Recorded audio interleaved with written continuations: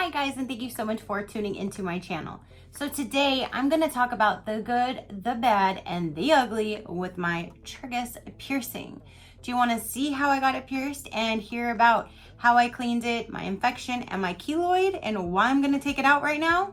Stay tuned.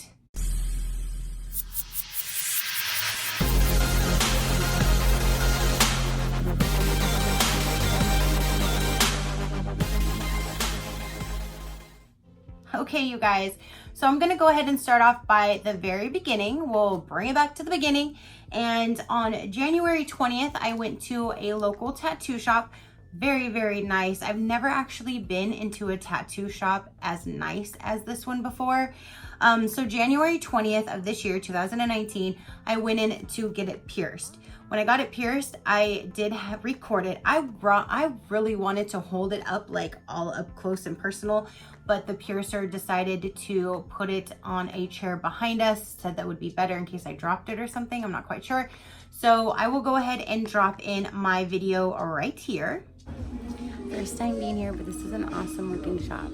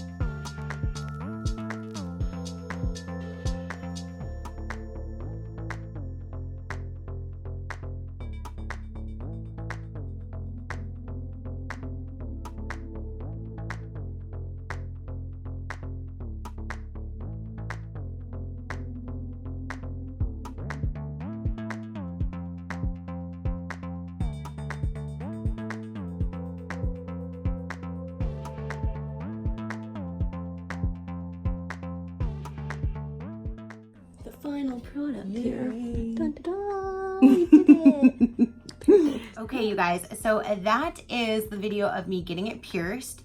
Now, when she did pierce it, I kind of said that the piercing here was a little bit better than my nose, and my nose wasn't that bad. My eyebrow was probably the easiest. My tongue was probably my worst piercing, which I don't have either one of those in anymore.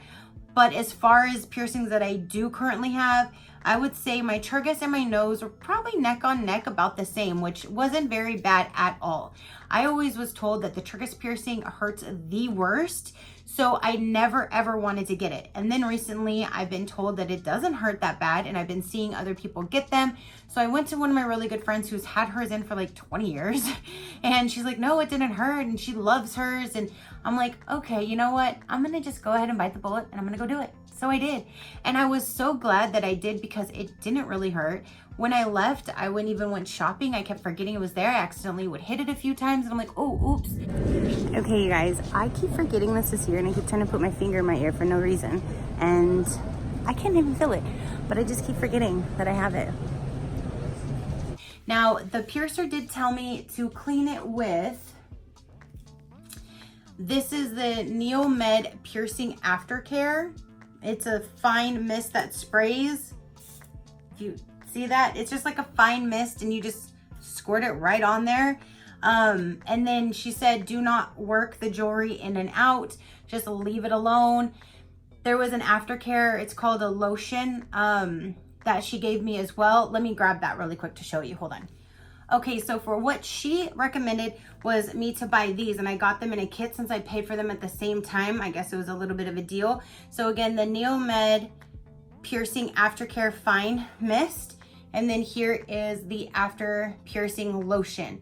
Now it's not a real lotion, it's literally a liquid. It's not a lotion whatsoever. It just looks like a solution. I don't know if you can see in there. It's kind of down to here now. It's just a solution. It's not an actual lotion, but it says lotion. She said when you're in the shower, rinse it with it. And I'm like, how in the world am I supposed to, how do you rinse this piercing? So I would spray this on it. Once that was dry, I would take a Q-tip and just run it around. And that's how I cleaned my piercing like 3 to 4 times a day in the beginning. Then once it started to kind of feel a little bit better, I dropped it down to 2 to 3 times a day. Then all of a sudden, my ear started hurting. Now, when I got it pierced, probably a few weeks later, it kind of started having like this constant throbbing, kind of like when you're in higher elevation and your ear pops, how that kind of feels, that annoying kind of like feeling. That's how it was all the time. Like not just a couple hours a day, not just a couple days, like all the time. That's what I was constantly feeling. And I'm like, dang, this thing is like annoying. Like I never had any piercing like feel like this before. So it started kind of getting infected. I started cleaning it even more. It's very, very difficult to put earphones in. You really kind of can't, especially at first when this was still infected. I definitely couldn't. I couldn't even barely like set it in a hair. Like I could only do it on this ear. So when I do use headphones to like edit my videos and stuff, I would have this one on and I have the other one pushed back here behind my ear. Not even on my ear, not even near my ear. I have the other headphone like behind my ear. Now, every time it itched, because it itched a lot, what I did find, so if you do get this pierced and it itches, what worked for me was to literally push on behind your ear. If you kind of push, apply a little bit of pressure going up and down on the back of your ear, it literally did take the itching away. It satisfied that itch without having to actually touch it, because you're not supposed to touch it whatsoever, especially with dirty hands. Anytime you are using anything, you must clean your hands thoroughly and just take precaution, because this is the easiest infected piercing I've been told, which what I read, and it's very, very hard to get this to heal 100%, and it does take 6 to 12 months to fully heal on this particular piercing. So I'm like, okay. So again, January 20th, I got it pierced. Then a few weeks later, it started getting infected. It started getting really fat. It was just not doing good at all. I would say the end of February was the worst. It was just constant throbbing. It was just getting worse, not getting better. And throughout this, I'll drop in photos to show you guys how red and inflamed and puffy it was.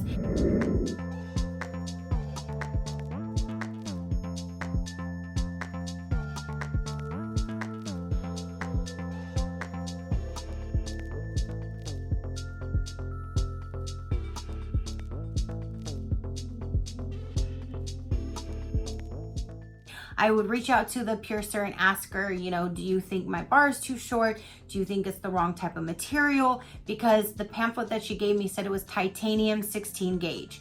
Well, I know with my body, the only thing that will not infect my ears is stainless steel. I mean, as a kid, my mom literally tried everything. Real gold, nickel-free, plastic, 24 karat, stainless, or not stainless steel, sterling silver. She tried everything and my ears always got infected. So I never had earrings as a child. And then once I became like a young adult, I went and pierced them myself. They started getting infected, same thing. They even like shoved through, they sucked in my ear, and I had to throw a hoop in there because it was so fat. Long story short, the only thing that will not infect my ears is stainless steel. So once I figured that out, I pierced more. I've actually taken like 4 out of my ears, 4 or 5 out, but that's not what this is about. This is about this little guy right here. So when this was getting really infected, I even mentioned to someone, I was like, I really hope it doesn't suck in my ear like my earrings did, because that is going to suck. Well, one night I was cleaning it, and again, I would spray this on there, but then I would also saturate a Q-tip where it's like dripping off the Q-tip to kind of put in there so I can make sure that I was getting enough of the liquid in there. Well, one night when I went to clean the inside, it didn't feel right. It didn't feel like I felt that back post in there. So I called my boyfriend and I'm like, hey, can you tell me, do you see the back of my earring? He's like, no, it's inside your ear. I instantly felt like I was gonna pass out. My stomach cringed. I'm like, are you serious? I'm like, you gotta get it out. So before I could pass out, I literally felt like I was gonna pass out. I literally had to go and sit down when he was done, take these deep breaths, drink some cold water. I didn't pass out, but it was just such a traumatizing experience to go through, knowing that the flat bar, the back, the big, thick, flat part was sucked into my ear. It wasn't just a little tiny ball that's in the front. It was the flat back that sucked into the back of my ear. So he was able to get it back out, pushed it out, and then he's like, just leave it. And I'm like, but if obviously there's not enough room, it's gonna suck back in again. He's like, just leave it. So I was constantly pushing, from the front back. I did not want it to go back in my ear. Well, one night, I think it was like the very beginning of March, I was taking my Q-tip and I was cleaning around the ball. Well, it actually de-threaded it and the ball came off the front and the back came out in my ear. So I did take footage on March 9th, I believe. I recorded me telling that part of the story, how this thing came out, and I put the other one in. So I'll go ahead and put that in now. Okay, you guys, so I want to do a quick update on this little guy right here. One night I was cleaning it, and the way I was cleaning it was trying to go around him. Again, it started to feel a little bit better. So I felt brave enough to kind of push the front end to get the cleaner, behind the stud. And I was running it around it with my Q-tip. Well, apparently when I was going around, it was actually unthreading. And long story short, it came out and almost fell into my ear. The long post comes out that way because the diamond stud was just in the front. So the diamond stud was still sitting in the front of my ear. The post was out. I was freaking out, going crazy. And I couldn't get it back in. I tried from the back. I even tried to put it through the front temporarily. I couldn't get it back in for the life of me. And I'm like, okay, things happen for a reason. I'm done. This is a waste of time, a waste of money, a waste of energy. Things happen for a reason. I'm done. I'm not supposed to have this thing. So then I was going through my jewelry that I have, because see my little one up here? That is exactly what I had down here, and I took them out. So I still had the earring. So I'm like, you know what? Let me try that. That's what's in here right now, is that particular one. So I shoved that one in, and I kind of had to re-shove it back to the back because I was shoving it in and I could feel it right underneath the skin in the back, and I had to fish around and kind of shove it back through. I put the ball in it. I cleaned it really good, and I went to bed. I'm like, okay, I'm done.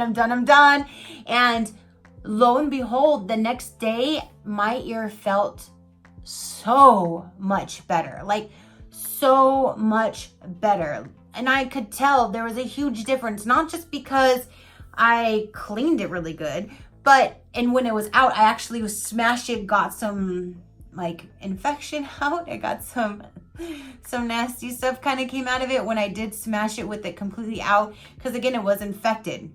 So there was some pus that came out. But I could tell a huge difference. The other jewelry, I had a constant throbbing. I had that all the time. And there's nothing that I could do. Even going like this, I couldn't do. Pulling down here, I couldn't do. I could do it, but it hurt. It was so painful with that titanium bar in there. And then as soon as, like I said, the next day of having this stainless steel one in, I could now touch this. This was a little sensitive to pull downward, but to pull forward was no pain.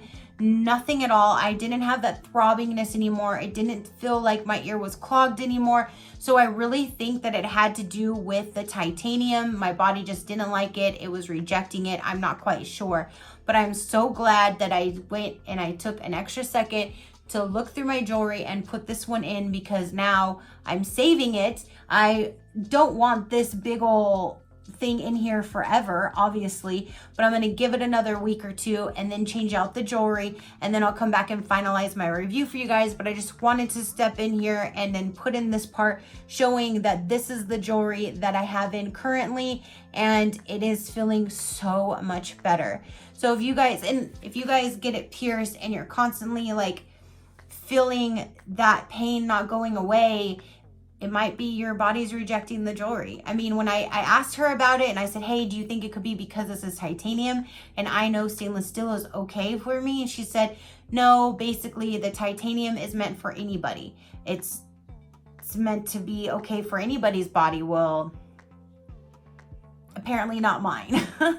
So I'm so glad that I shoved this guy in here, and now I'm able to keep the piercing because I really didn't want to just let it go after a few weeks and not even have it. But I wanted to at least show you what I have in there currently, and now I can actually pull it all the way up to the top. Before I couldn't because it was still a little sensitive. So it's not 100% healed right now, but it is almost there, and I'm so glad that I shoved this in.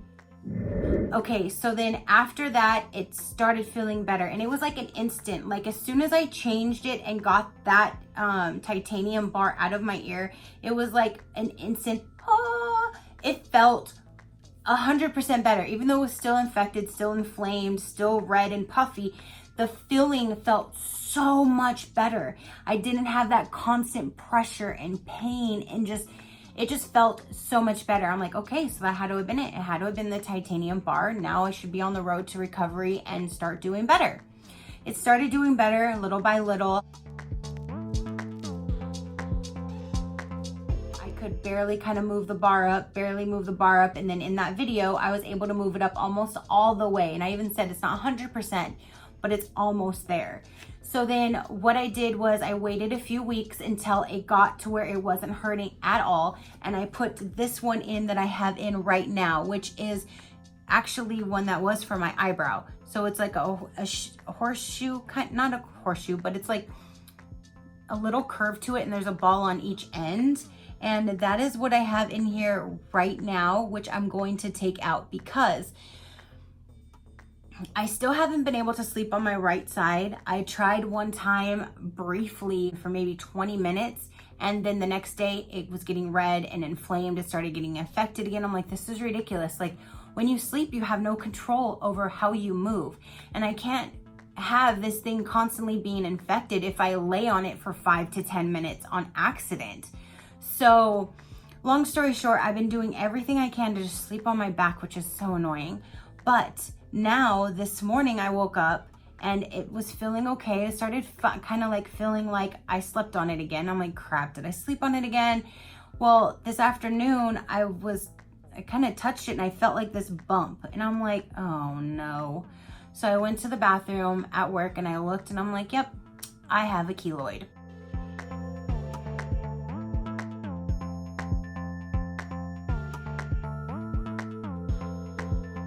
So I don't know if you guys know about keloids. I did get a small keloid on my nose piercing when I first got it pierced, and I put the sea salt chunks on it for a few days with tea tree oil, and it went away, which I know that's what I'm going to do to treat this keloid, to get this to go away, which that is fine. But at this point, how much crap that I've been put through with this piercing, it's just not worth it to me.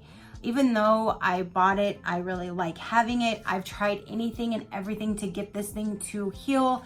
I mean, I've gone through hell and back. It sucked through my damn ear, for crying out loud. I put in now my second different jewelry that I'm putting in to try to help this thing get better and stay better, and it's just not happening. So I don't know if my body just keeps rejecting it, or it's not meant to be on me. So plus I'm on phones a lot, so that's why I got it on this ear, because this is the ear that I always put phones on at work.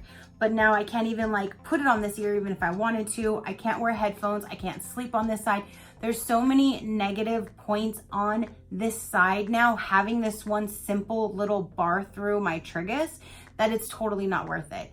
So I'm going to, unwillingly, because I really don't want to, I'm gonna take this out tonight.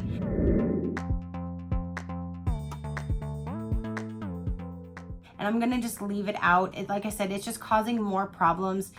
By now, since I got this in January, I've had 5 full months. This thing should be healed at least enough by now, and I shouldn't be getting a keloid popping up now 5 months later. They say you can get them up to 3 months after a piercing, but 5 months is a little ridiculous. And again, there's just too much drama with this side right here. So I'm going to take it out. I'm going to treat this keloid, get that back down, and I'm going to call this a day and call it a loss. It's just going to be a loss.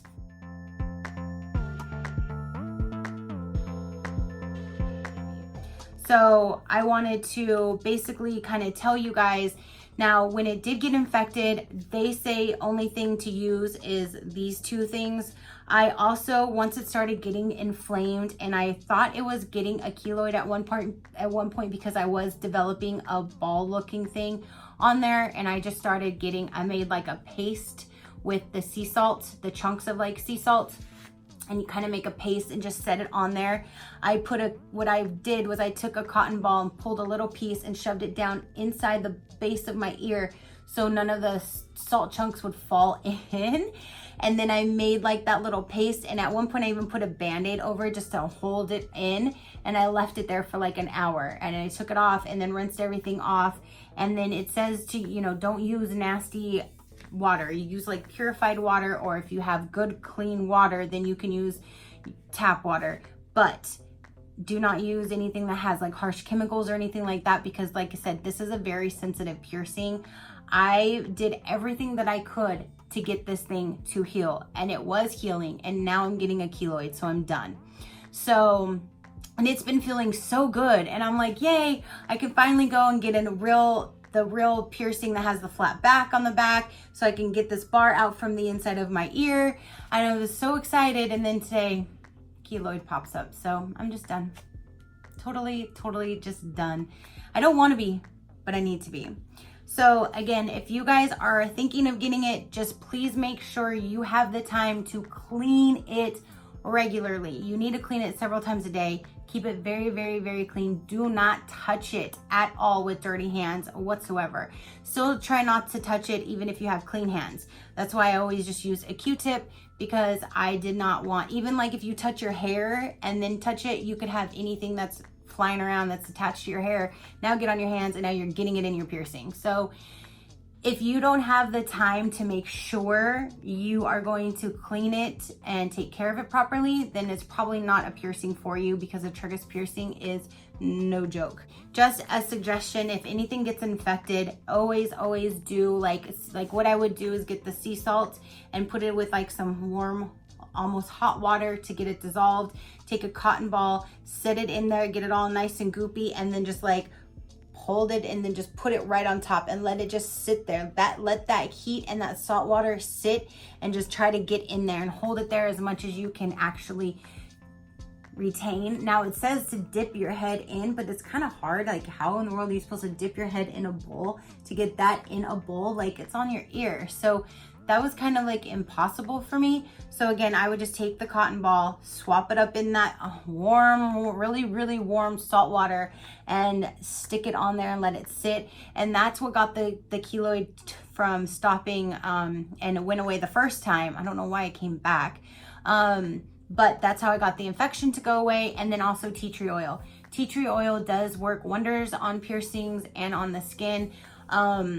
For the scarring, I'll probably put on, I think it's vitamin E that is good for skin. So it doesn't scar too much. I don't know, it's too new. I probably won't have a hole like I do for my eyebrow. But, so if you do get it done and it starts to get infected, just, it says, and like I even read online that some can be infected for several weeks to several months at a time. And I'm like, holy moly. Luckily, mine was mildly infected with that constant pain, constant throb, but it wasn't like oozing. I didn't have all this nasty stuff really coming out. Only like once or twice I actually got pus out of it. That was it. So just be very cautious. Be very clean and thorough when you are cleaning it, and hopefully yours heals 100% and you don't have any problems like mine.